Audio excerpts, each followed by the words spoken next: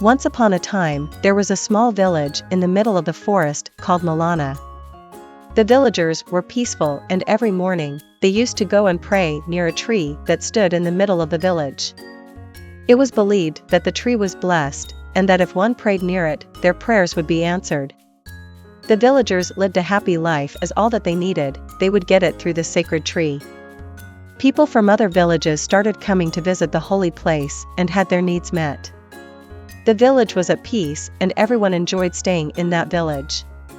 In the village, there lived a young man called Rohit. Rohit was very naughty, and would do anything that would make other people angry. Not once or twice that the villagers had reported him to the authority to be disciplined because of his immoral behavior. Even after being disciplined, Rohit would be caught in another immoral behavior that made him get disciplined again and again. At first, he used to get 5 strokes, but as the behavior persisted, the number of strokes increased to 10. One day, Rohit was caught with an axe attempting to cut down the sacred tree. All the villagers were called to decide the number of strokes to give Rohit. Some proposed 20 strokes, others 30 strokes, and the trend continued. An angry woman shouted, "Why can't we just go ahead and stone him to death?" Before that request was approved, another old man shouted, "No, killing is not the best option. Let me teach him a lifetime lesson." The old man asked Rohit, "Whatever you do to the others, would you like the same to be done to you?" "No," Rohit answered. One day, Rohit decided to put the tree to the test again. He grabbed an axe and started to hack away at the trunk of the tree. But before he could finish, a loud rumble filled the sky and a bright light shone down on him. The villagers were shocked, but the Rohit was even more terrified. He had no idea what was happening.